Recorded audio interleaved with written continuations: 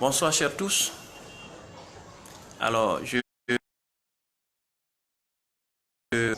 voudrais seulement m'adresser aux enseignants et personnels du privé laïque de Côte d'Ivoire. Comme vous le savez, je suis le secrétaire national du MEPSI. Entendez par là, Mouvement des enseignants et éducateurs du privé de Côte d'Ivoire. Je suis aussi le secrétaire général de l'intersyndical du secteur privé laïque, avec comme président Emmanuel Oumon. Alors donc, chers camarades, il faudrait dire que nous avons, au cours de cette conférence, la conférence de presse que nous avons faite là, vraiment, il y a des points cruciaux qui ont été soulevés. Alors, quitte à nous, enseignants et personnels du privé de Côte d'Ivoire, d'être mobilisés pour que les gens soient regardants sur notre situation. Oui, à vrai dire, il faut que les gens soient regardants sur notre situation. Mais comment? De par notre mobilisation et dans notre vouloir nous-mêmes à pouvoir désamorcer ou à vouloir qu'on règle cette situation. Parce que mine de rien, depuis 1994, avec les différents avancements, le privé laïque n'a pas suivi. Le privé laïque n'a pas suivi. Or, les autres corps de métier ont suivi. Si vous-même vous prenez les grilles salariales dans le secteur confessionnel, ça n'a rien à voir avec la grille salariale du privé laïque. Parce que au privé laïque, les gens n'ont pas suivi. Alors donc, c'est pour dire que nous devions logiquement suivre. Nous devrions logiquement suivre, être motivés pour que notre secteur-là soit véritablement nettoyé. C'est un secteur qui est beaucoup sale.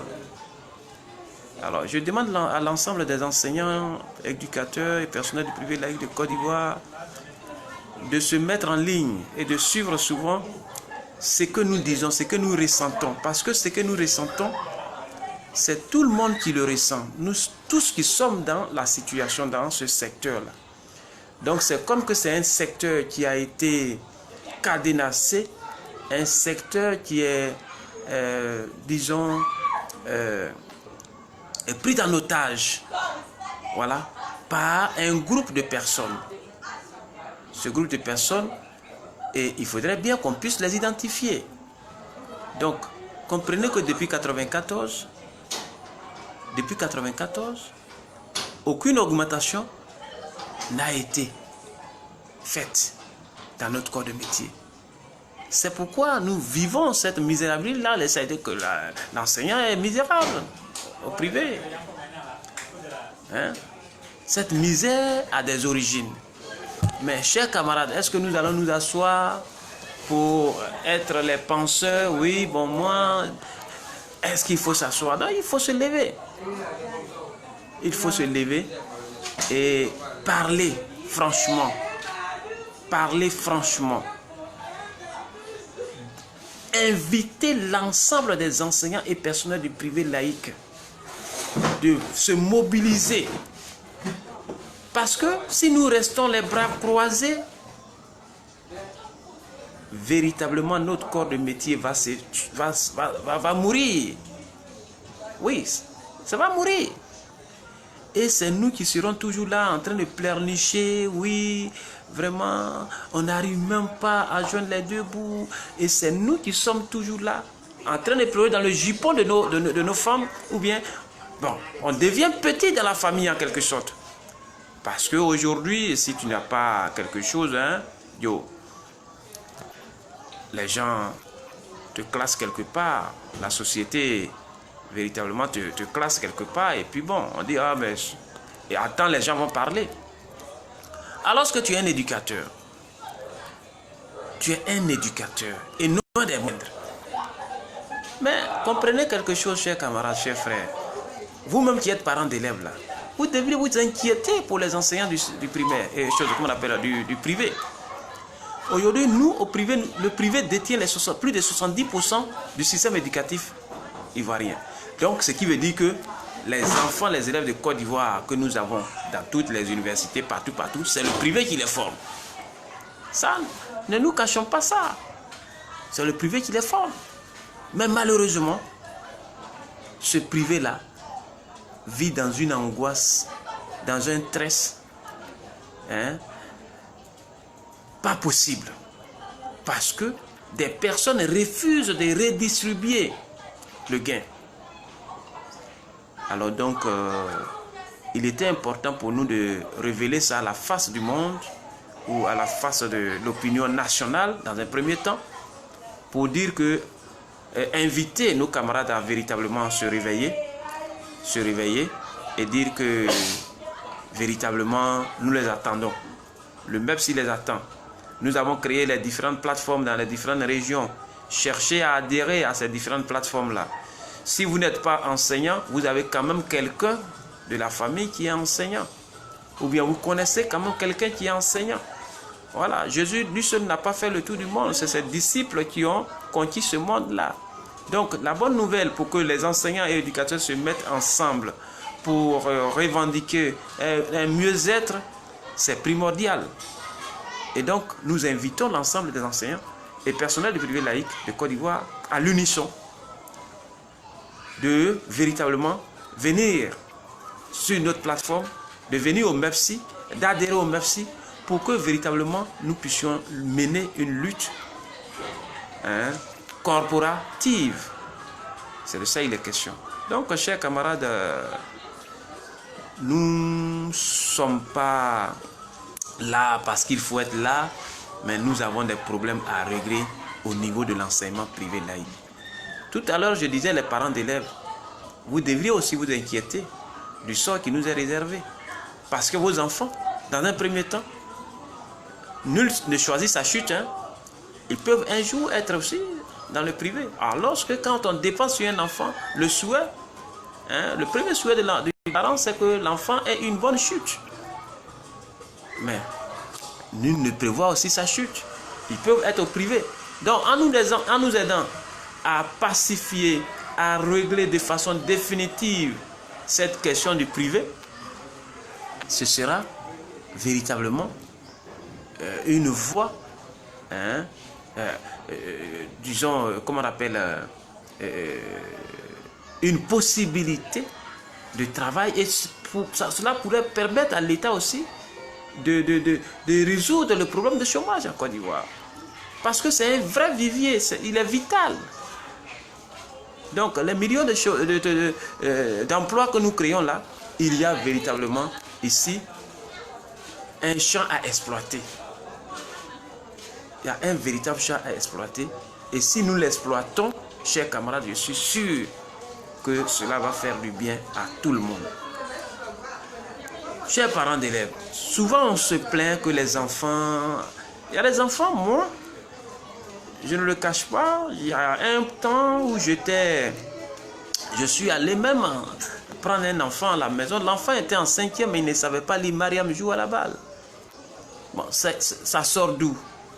Bon, comment l'enfant l'a fait pour arriver là-bas? Mais les enseignants même ils sont démotivés. L'enseignement en Côte d'Ivoire, c'est démotivant. Parce que chacun se gonfle sur le peu qu'il gagne, il ne veut pas redistribuer, que ce soit au niveau de l'État, que ce soit au niveau du privé. Vous voyez? Et donc, alors, quelqu'un qui n'est pas motivé, qui est démotivé, mais il est obligé de partir, mais il va et puis il fait ce qu'il peut faire. Mais qui prend les pots cassés? C'est les enfants. Donc c'est pourquoi je demande une implication totale des parents d'élèves. Oui, chers parents d'élèves, vous devriez logiquement être impliqués dans ce qui se passe à l'école. Moi, je le dis, je ne le cache pas. Kandia est arrivé au ministère de l'Éducation nationale 10 ans après. Mais 10 ans, l'enseignant et éducateur du privé n'a rien gagné, n'a même pas gagné un iota sur les changements. Non. Je le dis, je l'ai dit, je l'ai signifié à la conférence de presse. On a parlé de l'émergence. Hein, l'économie à 2 chiffres, etc. Bon, ils ont donné des... Bon, ça n'a pas été... Hein, l'enseignement privé, là, nous n'a pas ressenti ça. On n'a véritablement pas ressenti. Au contraire, c'est comme l'impression qu'on mettait un poids lourd sur nous et puis on redescendait dans le gouffre, dans le fossé. Donc ça ne va pas continuer comme ça, chers camarades. Ça ne va pas continuer comme ça.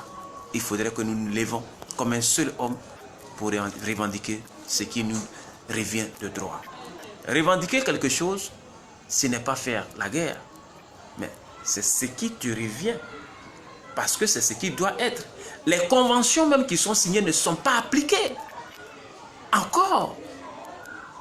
Les conventions de 94. Or, les gens savent que ces conventions-là ont été signées sur la base du raccrochage. Et donc, quand le décrochage est arrivé au public, le privé n'a pas changé, surtout le privé laïque. Je n'en veux pas au privé confessionnel. Et ils sont dans les normes. De telle sorte qu'aujourd'hui, les anciens qui sont là, ils sont quand même bien. Ils n'ont rien à dire à quelqu'un. Mais ce panier à crabe, l'enseignement privé qui est le réceptacle de tous les maux, mais il faudrait que nous nous levions pour dire que trop c'est trop. Ah oui, il faut qu'on dise que trop c'est trop. Et donc, chers camarades, l'heure est grave. Il faudrait que l'enseignant du privé, que ce soit de la maternelle jusqu'à l'université, nous ayons un statut bien défini. Nous ayons une grille salariale bien définie. Parce que, n'oubliez pas, dans les grilles salariales, là, les éducateurs ne sont pas pris en compte. Or, aujourd'hui, dans les différents établissements, il y a les éducateurs, il y a des informaticiens, il y a des caissiers, etc. Il y a des caissiers ou des caissières. Il y a tous ces corps de métiers-là qui sont dans le secteur éducation-formation. Donc, il faut véritablement s'asseoir et parler de ça. Donc, c'est pourquoi nous disons, ils sont en train de faire leur palabre de choses, le politique est en train de faire leur palabre de choses, mais nous attendons de pied ferme le ministre, notre ministre de tutelle, et puis le ministre de l'Emploi. Parce que, je le dis, voilà, nous les attendons. Il faudrait véritablement que les choses avancent dans la positivité. Voilà. Donc, chers camarades, c'est ce regard que je voudrais véritablement que vous et moi, nous jetions sur notre situation, notre travail, notre corporation. Parce que nous ne sommes pas des damnés, nous ne sommes pas les derniers de la classe, nous ne sommes pas aussi des dindons de la face. Voilà. Donc, je demande à chacun d'entre vous, je le répète, si tu n'es pas enseignant ou tu ne travailles pas dans le secteur formation et éducation privée, tu as quand même une connaissance qui y travaille. Et donc, tu lui portes le message que le MEPSI, Mouvement des enseignants et éducateurs du privé de Côte d'Ivoire, par la voix de son premier secrétaire national, invite chacun d'entre nous à être mobilisé et à se ranger du côté de son syndicat pour que véritablement nous puissions demander. Parce que il y a un fait, hein, au privé, quand on dirait que tu es en train de commander. Oh, c'est ce qui est réel. Mais l'Afrique n'a pas de loi. On fait des lois qui nous arrangent. Quand ça ne nous arrange pas, ce n'est plus, hein, des lois. Et la plupart, c'est la loi du plus fort qui règne. C'est à ça que nous assistons. Mais alors, qu'on arrête d'accuser l'autre. Le véritable problème, c'est nous-mêmes. Parce que nous n'arrivons pas à nous accorder sur le minimum. Sur le minimum, nous n'arrivons même pas à nous accorder sur le minimum.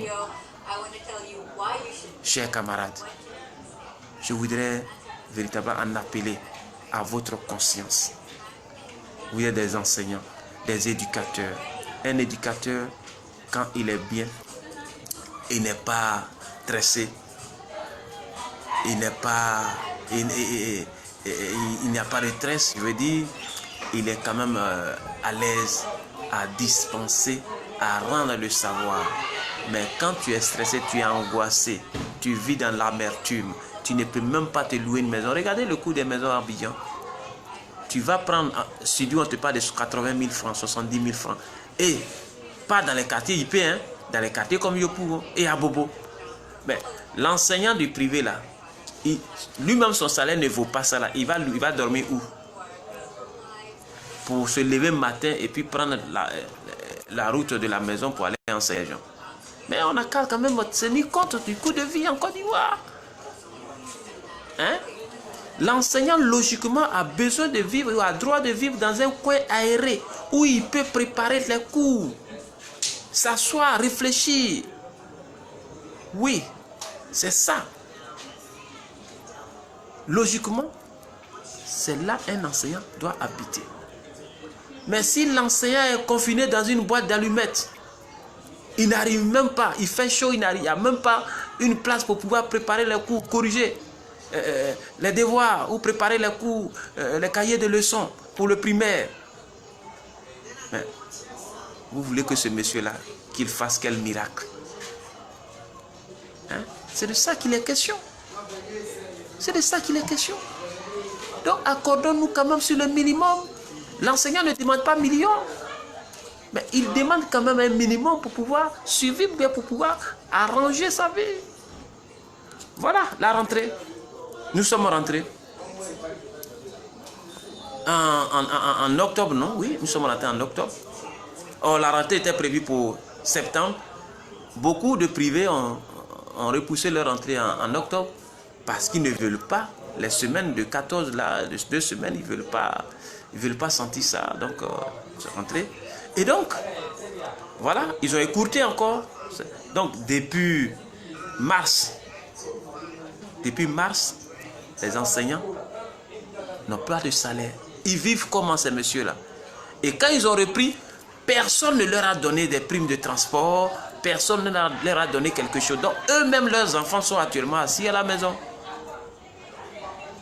Leurs enfants sont assis à la maison parce qu'ils n'ont rien. Mais ils se lèvent le matin, ils font l'effort. Parce que c'est au privé si je ne vais pas. Arrêtons ça. Et il va s'arrêter devant les enfants des autres, alors que lui-même, son enfant, n'est pas scolarisé, son enfant est encore dehors. Jusqu'au moment où je vous parle, plein sont dehors. Moi, j'ai fait un courrier à la mairie de Yopougon, parce que nous sommes basés à Yopougon, le bureau national est basé à Yopougon.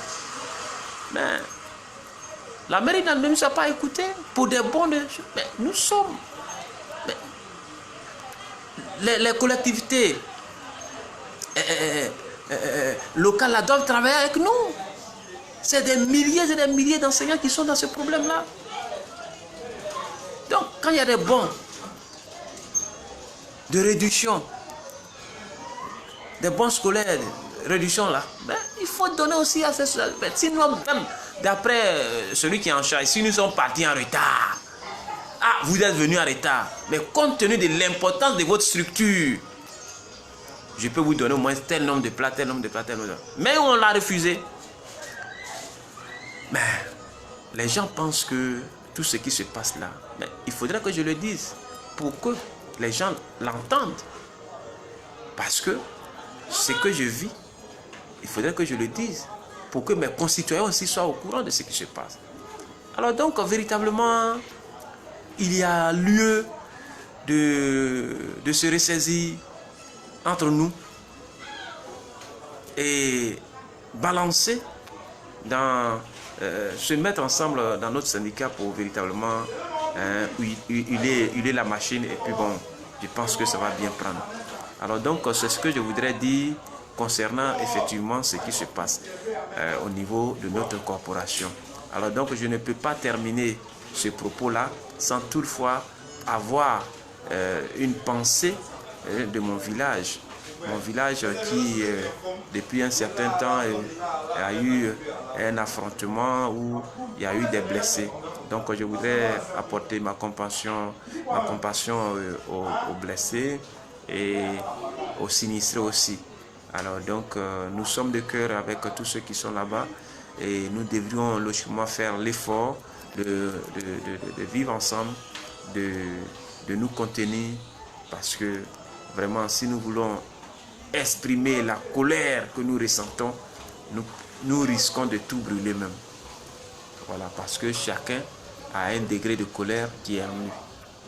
Alors donc, nous ferons l'effort de nous rendre au village pour essayer véritablement de voir dans quelle mesure il faut régler ce genre de choses-là. Donc, chers camarades, chers frères, chers amis, vous qui êtes en direct, vous qui me suivez, je sais que véritablement c'est par passion et il y a beaucoup actuellement qui sont en direct.